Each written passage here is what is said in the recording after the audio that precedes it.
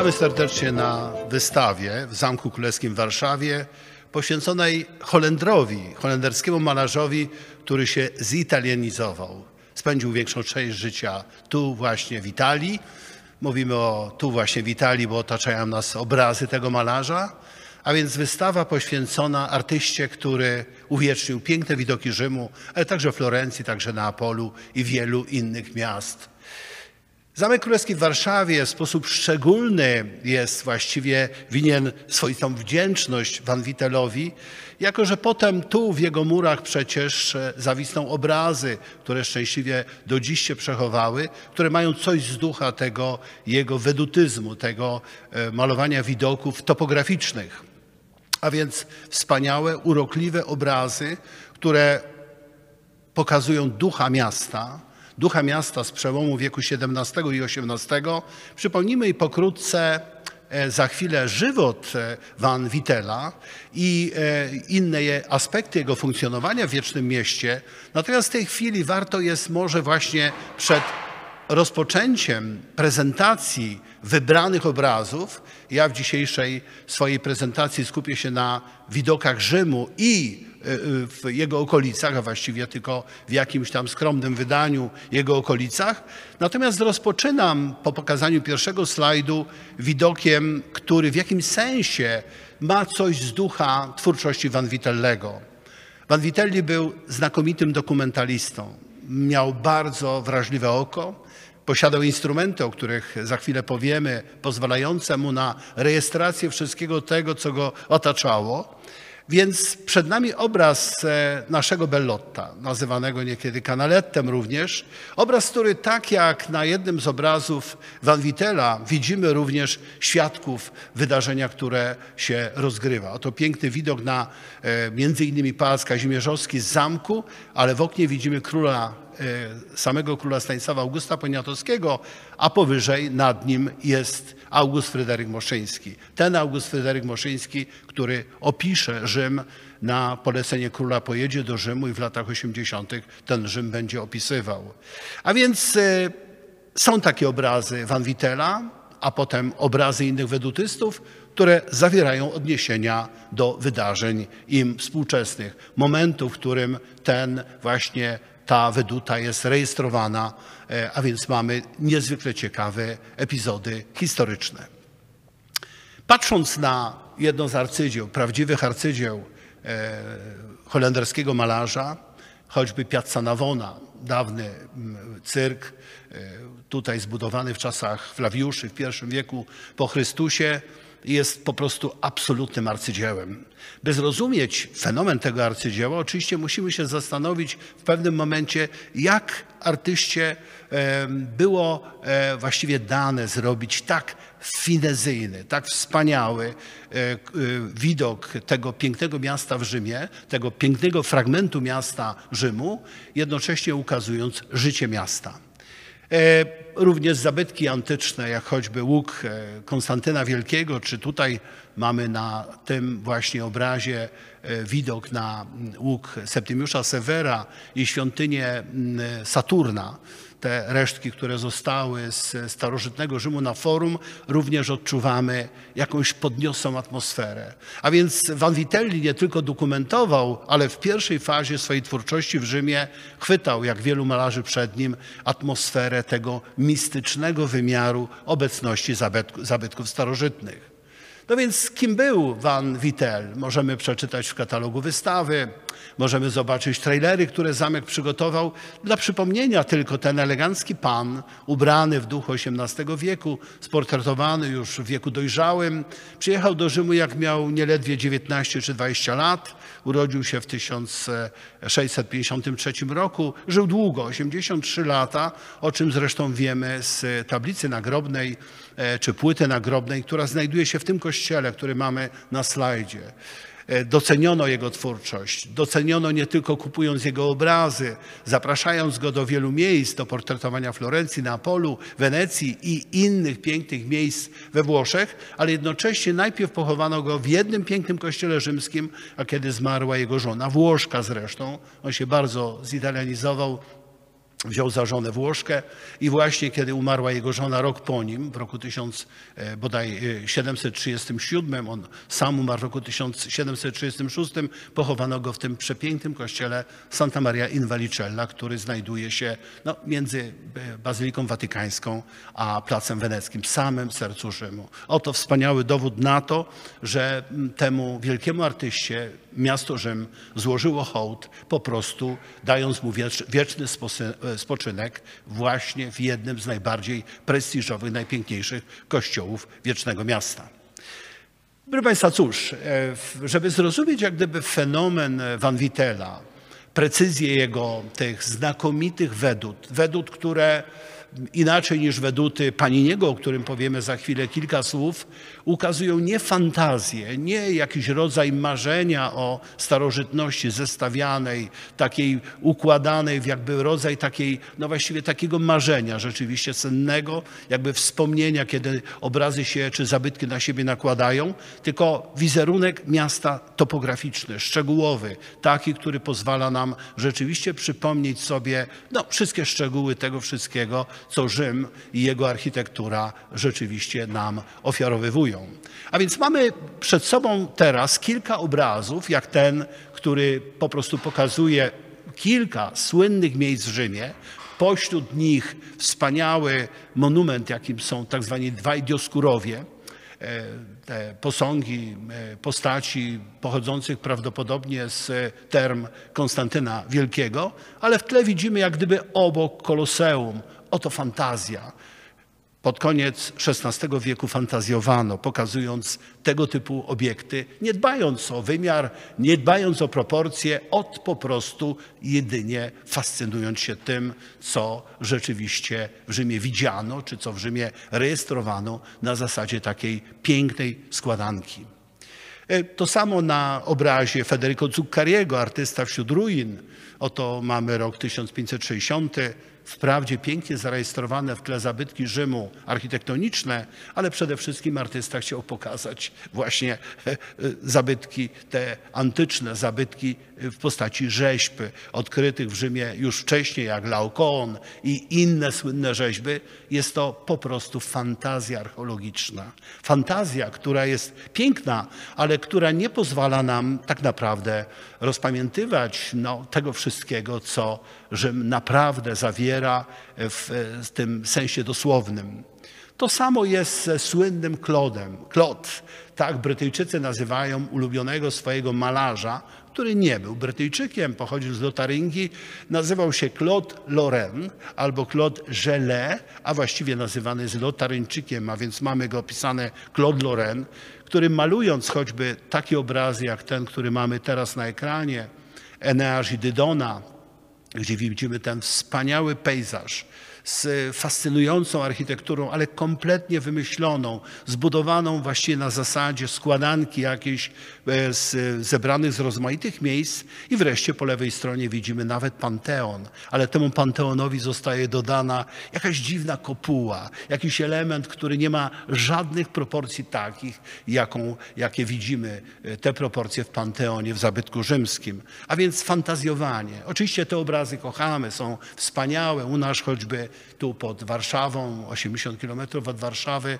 w Arkadii pod Łowiczem jest tak naprawdę wspaniały przykład oddziaływania takiej wizji właśnie ruin rozrzuconych w pejzażu, ale to jest, jak powiadamy, świat, który nie ma wymiaru topograficznego. To samo tutaj, by się nie rozwodzić nad Claude'em Gelée, który długo tworzył we Włoszech. Tak jak Van Vitelli przyjechał do Włoch i właściwie pozostał tu właściwie na stałe i namalował tu swoje najpiękniejsze rzeczy. Ale i tutaj proszę popatrzeć, widzimy, tym bardziej może, że teraz ten Panteon widziany po prawej stronie jest trochę bardziej Panteonem niż na poprzednim obrazie, ale czysta fantazja. Jakieś rozważania o tym, że uciekający stroi Eneasz z Achatesem i z rodziną zatrzymuje się na wspaniałej wyspie Delos, wyspie, która słynęła z urody, miejsca urodzin Apollina. Po prostu wspaniałe spojrzenie na piękny pejzaż bez jakiejkolwiek troski o realia. No więc właśnie, i żeby już przybliżyć się do czasów naszego Van Vitellego, naszego Gaspara Van Vittel, patrzymy na wybrany jeden z bardzo wielu obrazów Paniniego. Panini, Giovanni Paolo Panini też nie był Rzymianinem, tak jak nie był Battoni Rzymianinem. Przyjechał z Piacenzy i właśnie w Rzymie malował te swoje wspaniałe obrazy, które znamy choćby z Muzeum Narodowego w Warszawie. Najrozmaitsze weduty, które są właśnie nasycone światem właśnie fantazji archeologicznej, takiego właśnie składania rzeczy w jedną całość. No więc widzimy po lewej stronie 3 kolumny z świątyni Dioskurów, z Forum Romanum. Dalej widzimy słynnego Centaura, który dziś się znajduje w muzeach kapitolińskich. Potem jest Koloseum, obelisk, jeden z obelisków, które są w Rzymie i oczywiście łuk Tytusa, jeszcze przed rekonstrukcją Valadiera, jeszcze przed tym, zanim Valadier temu wspaniałemu monumentowi starożytnemu przyda jakąś formę bramy, którą utracił przez wieki, pieczołowicie zachowując to, co jest jego skarbem, czyli reliefy wewnętrzne. No więc Panini, który przyjeżdża do Rzymu w roku 1711, Van Vittel już jest w Rzymie mówiliśmy, od lat 70. i niewątpliwie ci dwaj malarze mieli ze sobą do czynienia, ale tworzyli każdy jak gdyby w innej tonacji. W sercu każdego z nich grała inna architektoniczna czy wedudystyczna muzyka, ale żeby jakby złożyć hołd tym wszystkim właśnie, którzy fantazjowali, którym się w cudzysłowie przeciwstawił nasz malarz, do którego sztuki i obrazów tu wystawionych i innych za chwilę przejdziemy, popatrzmy na tą wspaniałą wedutę Tadeusza Kościuszki. Tak, Tadeusz Kościuszko był tak naprawdę znakomitym rysownikiem. Zachowało się jego wiele wizerunków, zabytków antycznego Rzymu, a ten rysunek kolorowy, wspaniały, podkolorowany gwaszem daje nam możliwość zrozumienia, jak bardzo to właśnie taka fantazja topograficzna zapadała w serca ludziom, nawet takim ludziom jak Kościuszko, który był przecież inżynierem wojskowym, ale także uzdolnionym artystą, jak powiedzieliśmy. Więc i tutaj mamy, proszę popatrzeć, i 3 kolumny z świątyni właśnie Dioskurów i mamy nawet torso belwederskie na pierwszym planie, a w tle Koloseum, jedną z kolumn albo Trajana, albo Marka Aureliusza i również także świątynia Antoninusa Piusa i Faustyny i wreszcie świątynia Saturna, też z Forum Romanum. Zabytki, zarówno architektoniczne, jak i te ruchome rzeźby, choćby ten wazon na pierwszym planie, one nam pokazują, jak ten antyk był niezwykle pożądany, jak bardzo był kochany, jak widoki tego rodzaju, tych zabytków antycznych, które tak pięknie zestawiał wcześniej Panini, one także funkcjonują w świadomości artystycznej, choćby takiego bohatera narodowego polskiego, jak właśnie Tadeusz Kościuszko. Żeby jakby jeszcze raz, pozostając w Rzymie, pokazać, do jakiego stopnia zarówno wpływ Paniniego, jak i Van Vittela jest obecny, oto przykład. Franciszek Smuglewicz, wielki polski malarz, warszawianin, który spędził we Włoszech 20 lat życia, wykonał ilustracje, które są zbudowane na jego przerysach malowideł w domu Saurea, w tym słynnym domu Nerona, który jest nieopodal Koloseum. Popatrzmy na tą wedutę i zobaczymy kolejne marzenie archeologiczne. Owszem, to są autentycznie zachowane ruiny term cesarza Trajana, a po lewej stronie z kolei oczywiście inny fragment także tych term, ale wszystko jakoś przybliżone, zestawione ze sobą, a to wpisany sztafarz. Oto jest rok 1775, może 76. Oto zbierają się znakomici Rzymianie, ale także wielcy granturowcy, ci, którzy przyjechali podziwiać Rzym, ale także eleganckie damy, by z pochodniami zejść i oglądać te wspaniałe zabytki, które Smuglewicz przerysował dla potomności.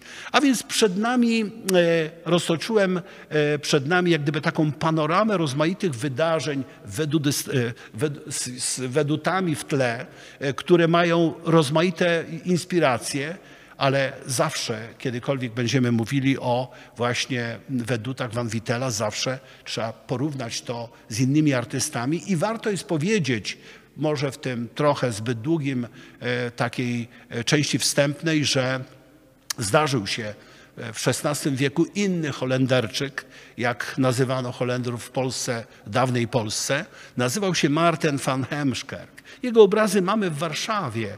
Wspaniały tryptyk między innymi, kiedy malował zupełnie w duchu jakby północnoeuropejskim, ale jak popatrzymy na jego widok na Bazylikę Świętego Piotra, tak wyglądała Bazylika Świętego Piotra w latach 30. wieku XVI. Dlaczego ten Heemskerk jest ważny?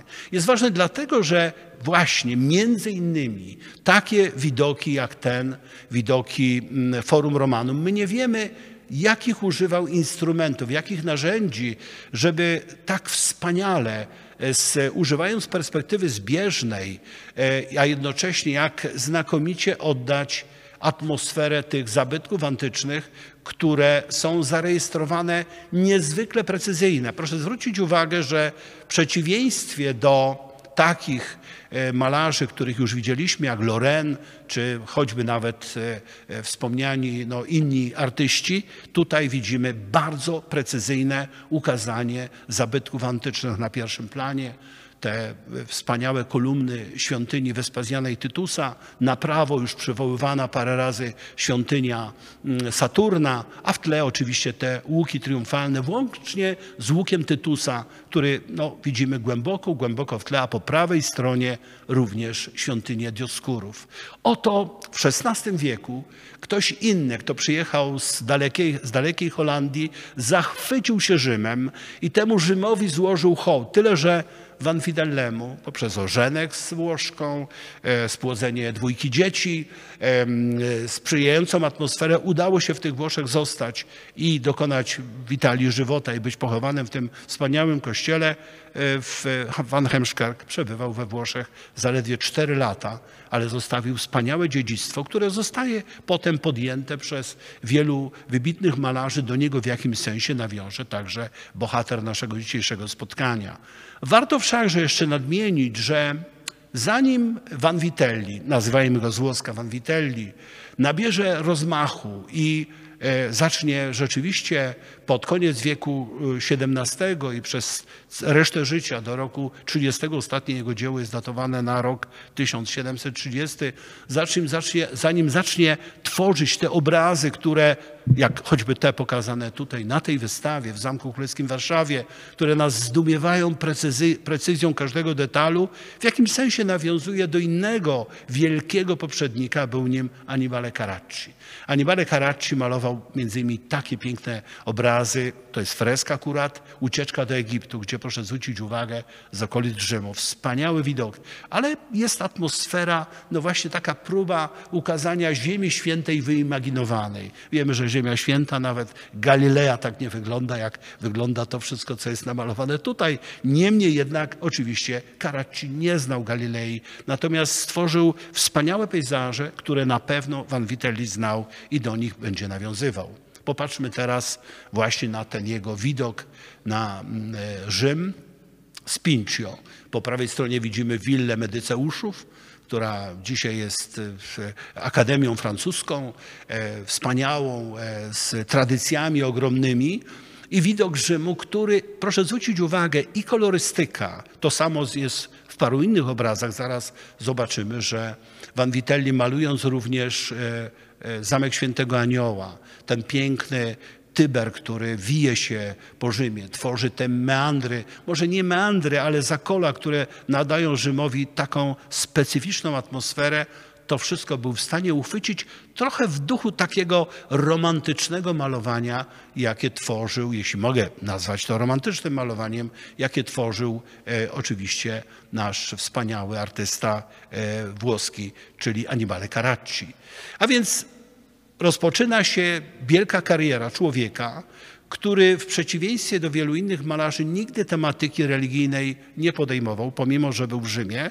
Dodajmy, że jemu było łatwo w tym Rzymie osiąść, łatwo się w ten Rzym i wżenić, miał żonę Włoszkę, i być pochowany w katolickim kościele, bo był katolikiem. Jak myślimy o Holendrach, to zwykle myślimy, zwłaszcza o Holendrach w wieku XVII, to myślimy kategoriami, no, że to jest kraj protestancki. Van Vitelli był katolikiem i było mu oczywiście łatwiej w to środowisko katolickie wniknąć.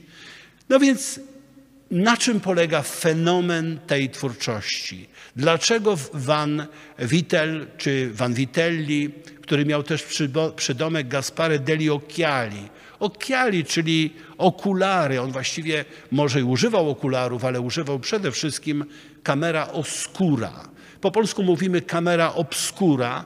Instrument, który tak naprawdę, nie wiem, czy Państwo jesteście w stanie to przeczytać, ja może tylko odczytam ten podpis pod ta camera obscura. Otóż to jest obok portretu i jednego z rysunków dokumentacyjnych, przygotowawczych pod ukazanie Piazza Navona, widzimy camera obscura. Camera oscura, jak Włosi piszą, bez używania literki B. I mamy tutaj informację, że to jest camera oscura, która zachowała się w Museo Correr w Wenecji i że używał jej Antonio Canal. A więc, proszę Państwa, jak gdyby, proszę zwrócić uwagę, prosta droga do naszego Bellotta, który przecież to jest ta sama rodzina, prosta droga do oczywiście i Canaletta, i do Bellotta. A więc ta camera oscura, ten portret, który widzimy i te rysunki przygotowawcze.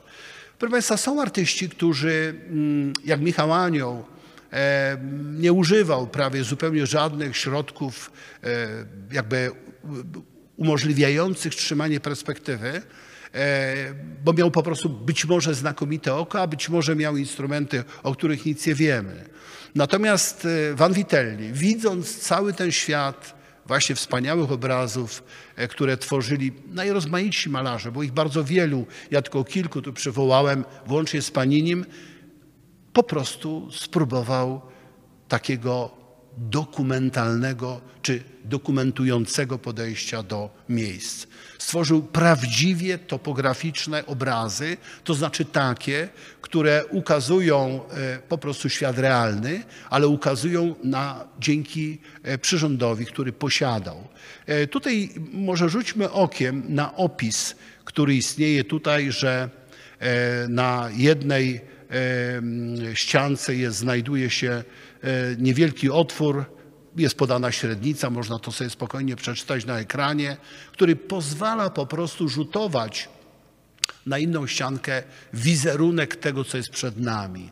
A więc używając tego instrumentu, niech dodam, że jesteśmy w czasach, jesteśmy około roku 1700, kiedy już Galileusz, też wzorując się na Holenderczykach, używam ciągle staropolskiego określenia, to w Holandii wymyślono lunetę, tylko lunetę w Holandii używano do oglądania baletnic, wystaw teatralnych czy spektakli muzycznych.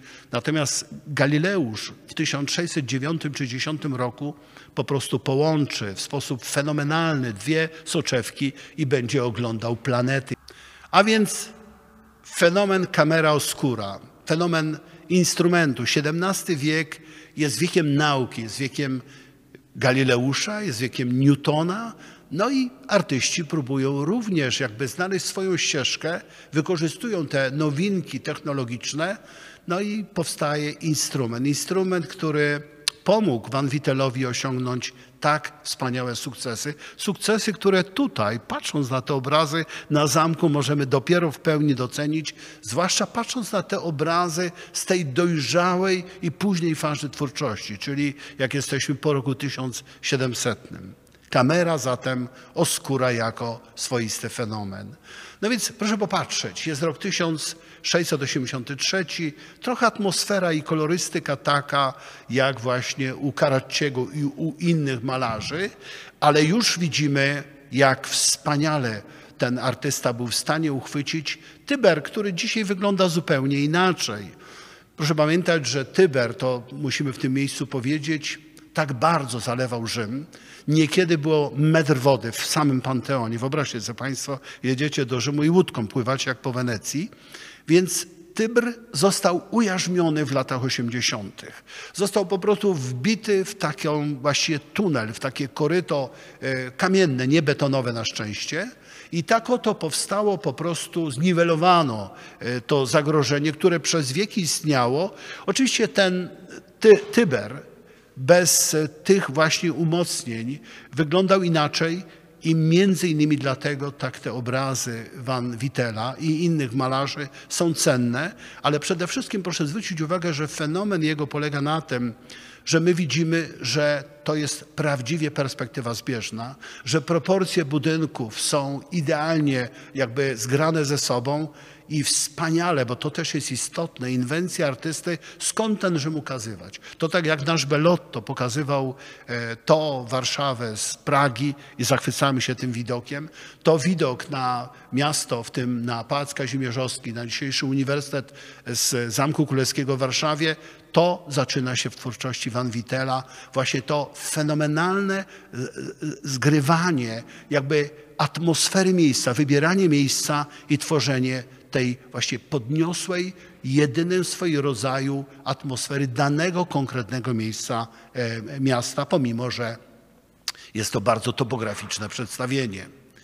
Jak popatrzymy na kolejne malowidło, bo pamiętajmy, w katalogu Brigantiego, autorem kompletnego katalogu sprzed lat, ciągle uzupełnianego, jest profesor o nazwisku Briganti i tam widzimy 250 obrazów. Ale proszę pamiętać, że to są też wersje, że są rozmaite repliki autorskie. Oto jeszcze jedno podejście do tego wspaniałego widoku. Ujęcie z drugiej strony wspaniałego mauzoleum Hadriana, które w ciągu wieków stało się oczywiście zamkiem Świętego Anioła. Jak popatrzymy na te wszystkie elementy, na wieżę po prawej stronie, ona do dziś istnieje. Tak naprawdę te obrazy, tu pokazywane na Zamku Królewskim w Warszawie, one dają nam szansę też przygotować się do wizyty w Rzymie, żeby poszukać tych zabytków, tych monumentów architektonicznych, które po prostu przetrwały. Jak powiadam, to konkretne miejsce, czyli to ujarzmienie Tybru jest oczywiście dodatkiem, ale wszystko to, co pozostałe, właściwie nie w wielkim stopniu uległo zmianie, a więc Van Vitelli do tego wszystkiego dodaje jeszcze tą niesłychaną atmosferę podniosłości. I oto proszę zwrócić uwagę, widzieliśmy to ujęcie z 1683 roku, teraz patrzymy na nieco późniejsze i wreszcie jesteśmy gdzieś już w latach 20. Tu jest właśnie ta weduta ukazująca Zamek Świętego Anioła, dawne mauzoleum Hadriana. Widzimy na jakby takim finalnym spojrzeniu artysty na ten wspaniały zabytek. Ja może przypomnę dla jakby tak poszerzenia wiedzy o tym miejscu. Zwróćcie Państwo uwagę, teraz Rzym będzie odsłaniał niebawem dla zwiedzających mauzoleum Augusta, które było zalane błotem, tak jak zatonął oczywiście ołtarz Ojczyzny. Mauzoleum Hadriana nigdy się nie pogrążyło w błocie, bo stoi na skale. To jest jeden z tych fenomenów, że architekt wybrał to miejsce. I Van Vittel wyczuł to doskonale. Proszę zwrócić uwagę, że przy tym wszystkim, co namalował wcześniej, kiedy próbował zarejestrować życie codzienne biednych rybaków, ludzi, którzy pracują nad Tybrem, teraz mamy obraz elegancki. On prawdopodobnie właściwie trochę go jakby oczyścił z tych dodatków, które wprowadzają rodzaj małego bałaganu.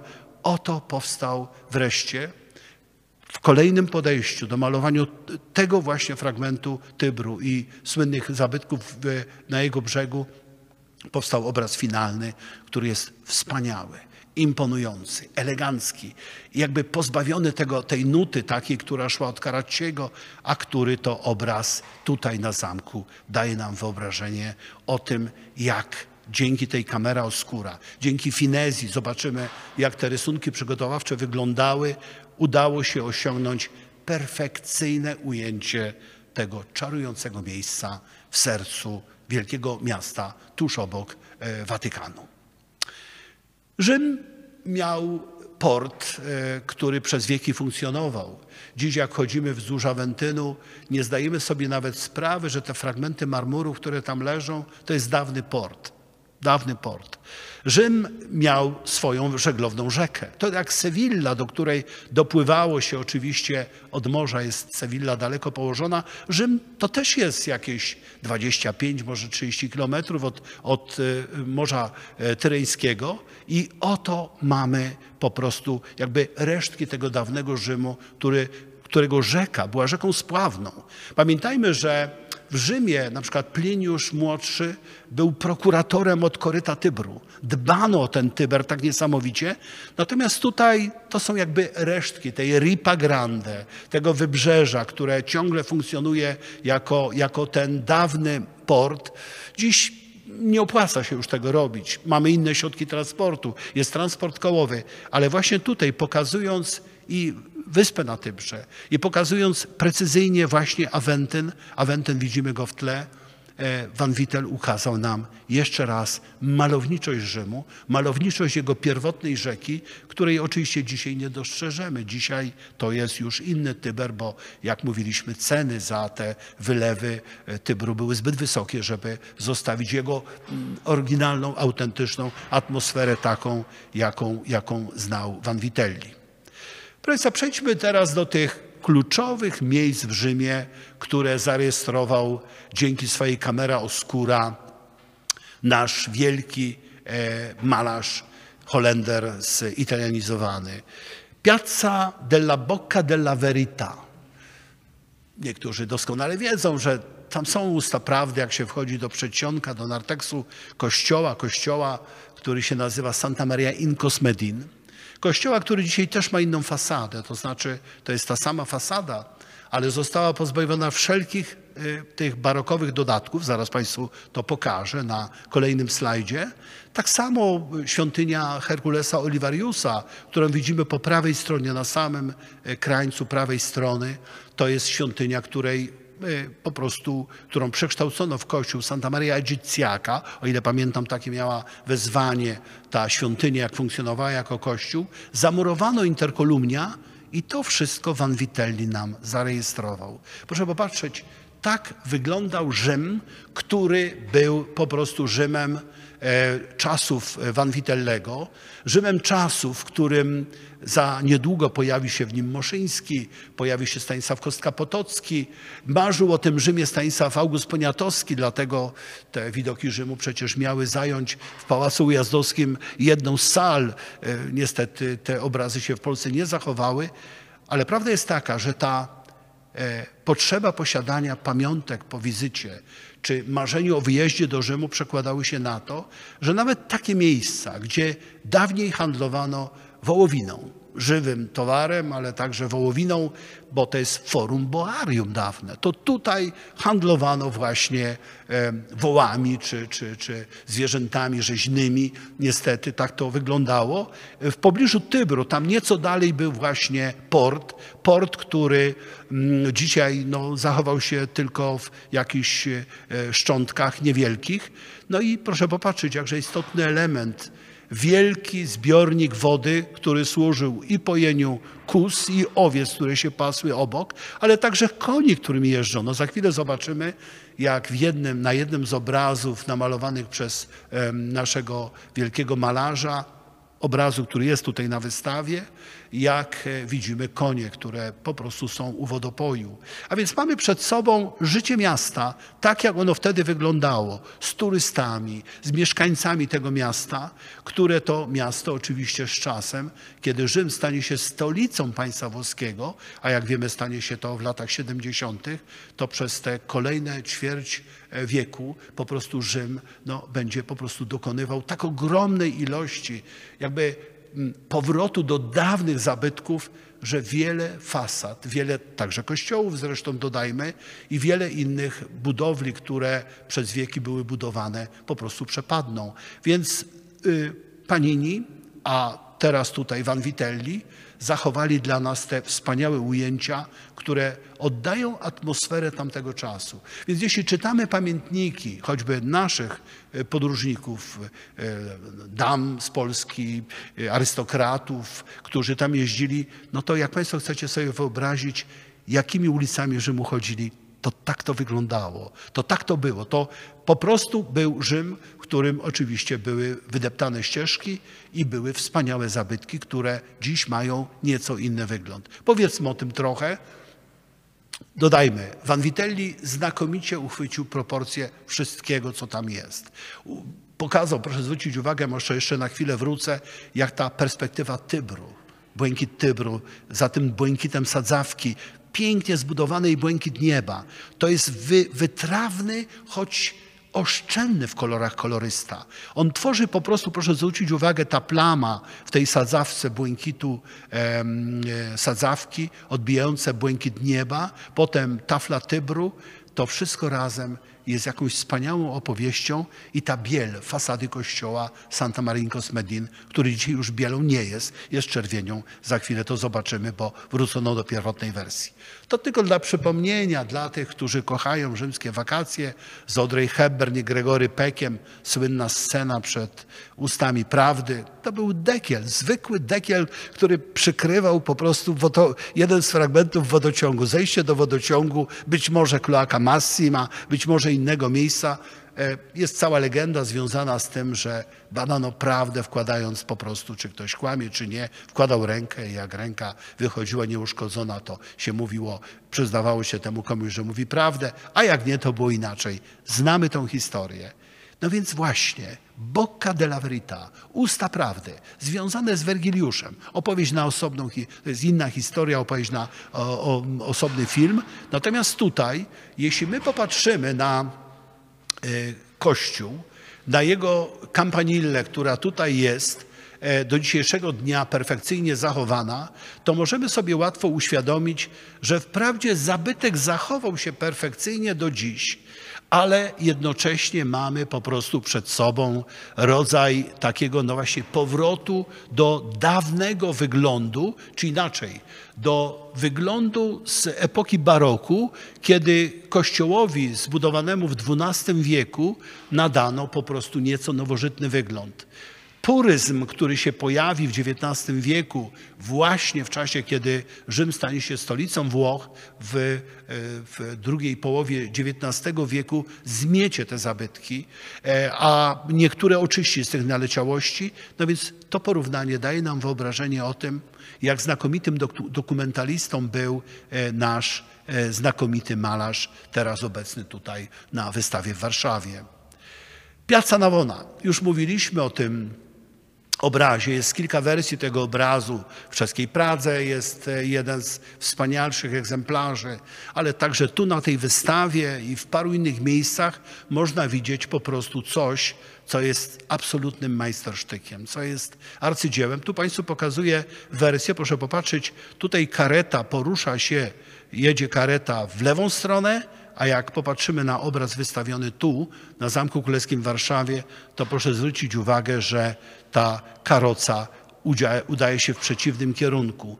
Jakby artysta próbował nam uchwycić, to jest jakby stopklatka. Czy tak, czy nie, tego do końca nie wiemy, ale jedno jest pewne. Jak popatrzymy na kościół świętej Agnieszki, wspaniały kościół, przed którym stoi ta wspaniała fontanna z obeliskiem, fontanna wykonana przez Berniniego, ba zresztą Bernini wykonał również tą fontannę, którą mamy na pierwszym planie, i trzecia, która jest na końcu placu, to też oczywiście Bernini. I wszystko to, jeśli się temu dokładnie przyjrzymy, za chwilę pokażę detal właśnie fasady kościoła świętej Agnieszki, żebyśmy sobie uświadomili, jak finezyjne jest to malarstwo. Jak artysta z jednej strony pokazuje nam życie miasta, piękno tego miasta tamtych czasów, pokazuje nam te sklepiki, do których przychodzą panie kupić jakieś fatałaszki czy piękne suknie, czy może też przychodzą do jakiejś wspaniałej, może nie restauracji, bo to się wtedy tak nie nazywało, ale w każdym razie do miejsca, gdzie były jakieś słodycze, przekąski. Wszystko to razem już w duchu, proszę popatrzeć, data. Wprawdzie datowania tu precyzyjnie nie mamy, ale prawdopodobnie ta wersja obrazu pokazywana tu w Warszawie to jest obraz z lat około 1717, może trochę później, może trochę wcześniej, ale jedno jest pewne, że osiągnięcie takiego efektu, jaki tutaj mamy, było zasługą ogromnej pracy. To tak jak Michał Anioł, malując sklepienie kaplicy sykstyńskiej, bez mała stracił życie. Był tak wyczerpany tą pracą, bo to był gigantyczny wysiłek. Prawda jest taka, wszyscy to prawie wiemy, rzadko się coś zdarza bez wysiłku osiągnąć coś wspaniałego. Proszę zobaczyć, ile pracy Vanvitelli musiał włożyć, żeby każdy detal, który mamy tu, to jest kościół San Teodoro, ten po prawej stronie, żeby uchwycić tą fontannę, którą widzimy tu na pierwszym planie i potem wszystkie elementy kościoła świętej Agnieszki i nawet wszystko to, co jest na zakolu. Przypomnijmy jeszcze raz, że to jest dawny cyrk. To jest dokładnie taki układ, że tam na końcu mamy zresztą resztki zachowane do dziś tego cyrku z czasów Wespazjana i Domicjana, czyli ostatnia ćwierć wieku I po Chrystusie. Więc wszystko to jest kapitalnie uchwycone i żeby osiągnąć ten efekt, no po prostu ta kamera oscura musiała pracować długo. Rejestrowanie detali trwało po prostu, no nie wiemy jak długo, ale na pewno długo i proszę popatrzeć na efekt. Oto przed nami efekt. Oto po prawej stronie fragment obrazu, który widzieliśmy z odległości i robił na nas wrażenie, ale jak teraz popatrzymy jeszcze na ten detal lub jak przybiegniemy na wystawę, którą trzeba koniecznie zobaczyć, to zobaczycie Państwo, jak genialne jest to właściwie obserwowanie świata. Jak wspaniałe jest, to tak przychodzą mi na myśl słowa Paula Valéry z jego poematu Eupalinos albo Architekt, który pisze o tym, jak architektura potrafi nas, czy przestrzeń potrafi nas jak gdyby zawładnąć nami, naszą świadomością. Vanvitelli po prostu zachwycił się tym widokiem.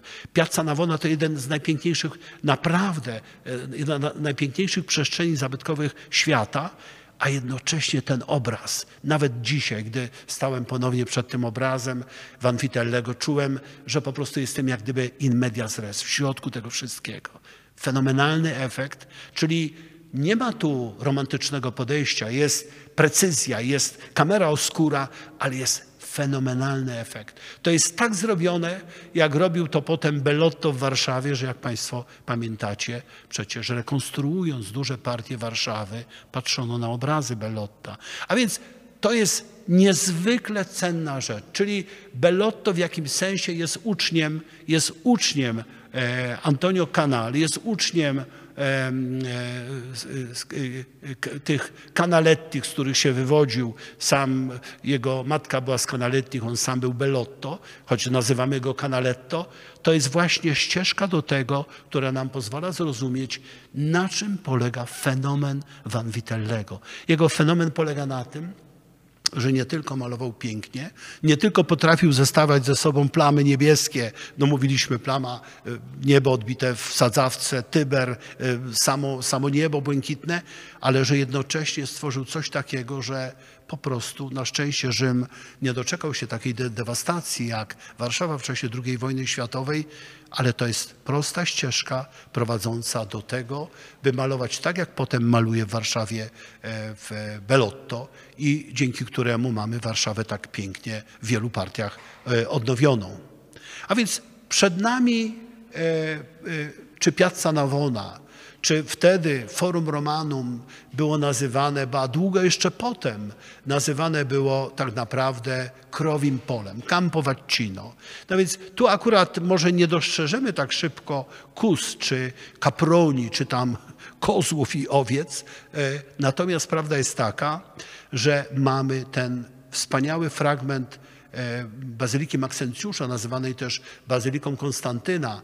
Pamiętajmy, to jest tylko 1/3 pierwotnej budowli. Wielkie trzęsienie ziemi w XIII wieku powaliło bardzo wiele zabytków Rzymu starożytnego, ale w tle widzimy tą wspaniałą kampanillę, piękną fasadę kościoła, który ma podwójne wezwanie. To taka specyfika włoska, że kościoły miewają podwójne wezwania. On ma wezwanie Santa Maria, się nazywa tutaj Santa Maria Nuova, czyli Kościół Matki Boskiej Nuova, no bo gdzieś jakiś kościół, w Rzymie jest 80 kościołów maryjnych, dodajmy, ale jednocześnie ma wezwanie Santa Francesca Romana. Z tym miejscem wiąże się też historia świętej Franciszki Rzymskiej, notabene w zbiorach lanskorońskich, wprawdzie nie tu na zamku, tylko na Zamku Królewskim w Warszawie, mamy ciekawą historię związaną ze świętą Franciszką.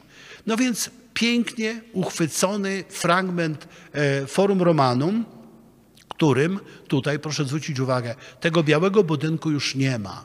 Tego łącznika między łukiem Tytusa, ten budynek został zniesiony w czasie, kiedy prowadzono wykopaliska w XIX wieku. Zachowany oczywiście został kościół. Tu rezyduje w tej chwili sovrintendente archeologiczny Rzymu i cały klasztor, który do tego kompleksu przylega, to jest dyrekcja Parco Archeologico del Colosseo, a łuk Tytusa, widzimy go tak, jak go widzimy też na obrazie Paniniego w Muzeum Narodowym w Warszawie. Czyli taki strzęp, który został, który potem Valadier zrekonstruuje. Ale my może przejdźmy do tego, żeby dokonać porównania.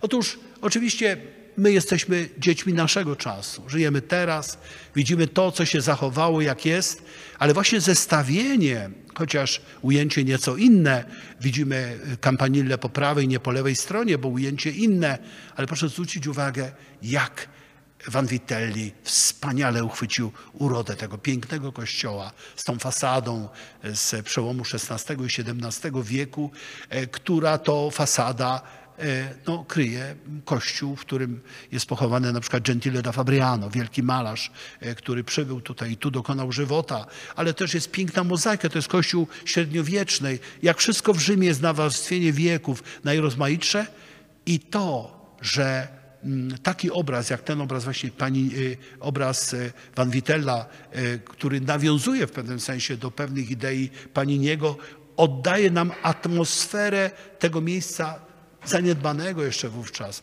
czekającego na wykopaliska, które dokonają się dopiero właściwie od epoki napoleońskiej, od 1804 roku. To wszystko razem jest po prostu jakaś piękna opowieść o wspaniałym, niezwykle ciekawym miejscu. Jeden z najbardziej interesujących obrazów na wystawie, tu na zamku prezentowanej, to jest ten obiekt, którego właściwie nikt nie zna specjalnie, choć jest do oglądania. On się do dzisiaj zachował. I ja go poznałem dlatego, że zajmowałem się willą Pliniusza w Laurentum. Nieopodal wznosiła się willa Pliniusza w Laurentum. To ją rekonstruował Stanisław Kostka-Potocki. To się nazywa tak naprawdę Casino Chigi.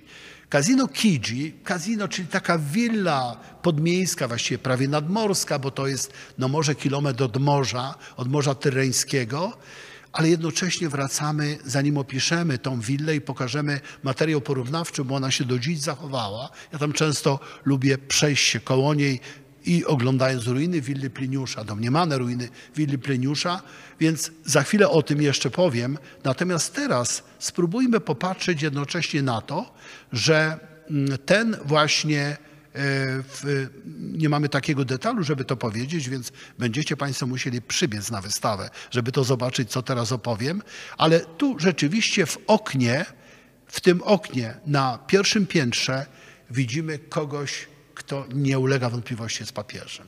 To jest Klemens XI. Jest rok 1719. Jest to prawdziwe wydarzenie historyczne.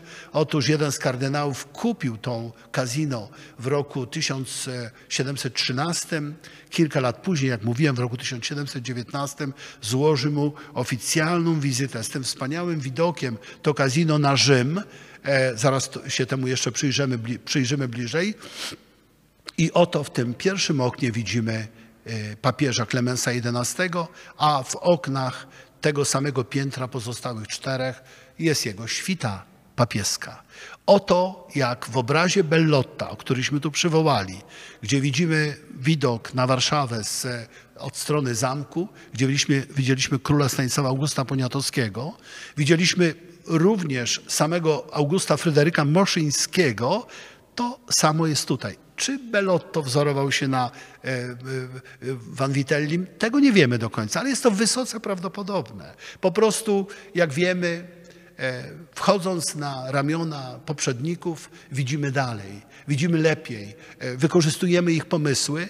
No więc ten wspaniały pomysł, przychodząc na Zamek Królewski w Warszawie i ewentualnie potem składając wizytę w Muzeum Narodowym w Warszawie, bo to w Muzeum Narodowym w Warszawie znajduje się ten obraz Belotta z tym właśnie królem i z Moszyńskim wyglądającymi z okien. Więc tutaj mamy ten piękny, w tym pięknym widoku topograficznym. Podkreślmy, to jest topograf Rzymu, ale topograf artystyczny. Proszę zwrócić uwagę, jak pięknie malowane niebo, najrozmaitsze obłoki, kumulusy i inne tam jeszcze, one mają wszystkie swoje nazwy.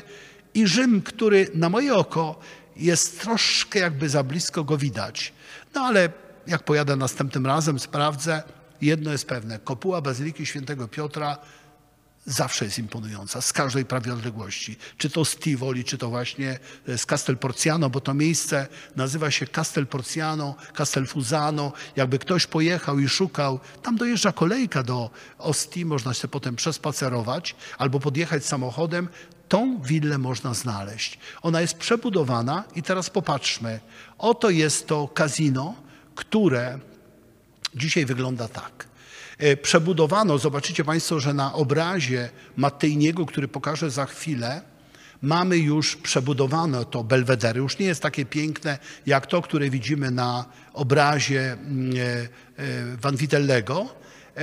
Niestety zamurowano też jedno okno na drugim piętrze. Proszę zwrócić uwagę, są nie 4, a 3 okna. Niemniej jednak ta willa się do dziś zachowała i czasami jak samolot, kiedy startujemy z Fiumicino, jak samolot kładzie się na lewe, nie na prawe skrzydło, z góry można tą willę zobaczyć. Uczulam Państwa na tym punkcie, bo to jest przepiękny widok na tenuta prezydencjale. To należy do prezydenta, każdorazowego prezydenta, kiedyś króla Włoch, teraz prezydenta, cały wielki obszar i ta willa, ale dostępna dla turystów, można ją oglądać, a na prawo jest ta tenuta prezydencjale i na dodatek ruiny, domniemane ruiny willi Pliniusza. A więc patrząc teraz na fragment obrazu, który jest oczywiście, to jest fragment, który jest sercem obrazu, widzimy to piękne belvedere z jednym zaledwie okienkiem i takim mezzanino poniżej. W tle widzimy bazylikę, kopułę Bazyliki Świętego Piotra i widok na Rzym. Niektóre kościoły wydają się prawie na dotyk, choć jest to daleko, przynajmniej te 20 kilometrów, a dzisiaj proszę popatrzeć, to jest tak zostało przebudowane. Ale zabytek istnieje, więc Panini przechował dla nas w ten cudowny sposób urodę tego miejsca w czasach, kiedy była odwiedzana przez jednego z ówczesnych papieży. A teraz coś, co jest naprawdę interesujące.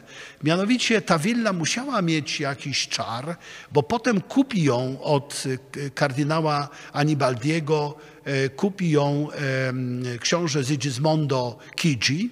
Tam będą wykopaliska przeprowadzane w poszukiwaniu willi Pliniusza już w 1714 roku, ale potem były kolejne wykopaliska, tu proszę zwrócić uwagę, jest data 1785 i wykopaliska, które przyniosły efekty. Proszę zwrócić uwagę, wykopany waza antyczna z marmuru, wykopany biust portretowy, możemy odczytać, być może to jest cesarz Filip Arab, to jest, byłby z III wieku, notabene tam ciągle są znajdowane rzeczy.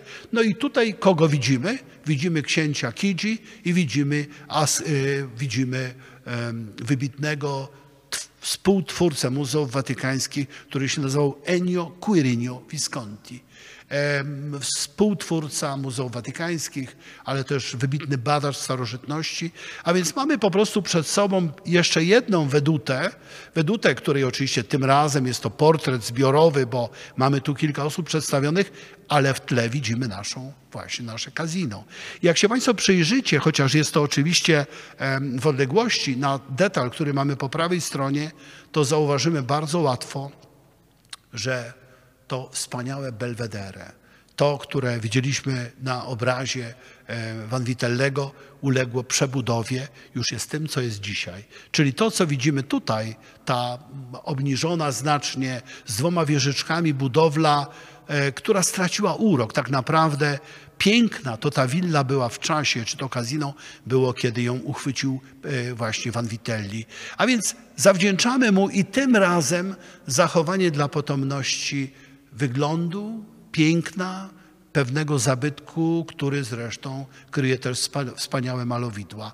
Więc oto okolice Rzymu. To jest dokładnie tu. Proszę popatrzeć, to Pliniusz tędy jeździł do Via Severiana, czyli tutaj przejeżdżał gdzieś albo w kierunku Ostii, albo w kierunku tu, gdzie jest dzisiaj port Fiumicino i gdzieś tutaj znajdowała się jego willa. A willa Chigiana jest tutaj, w tym miejscu. Czyli to, co widzimy tutaj, to jest po prostu gdzieś tu, w tym miejscu, w odległości około 1 kilometra od morza.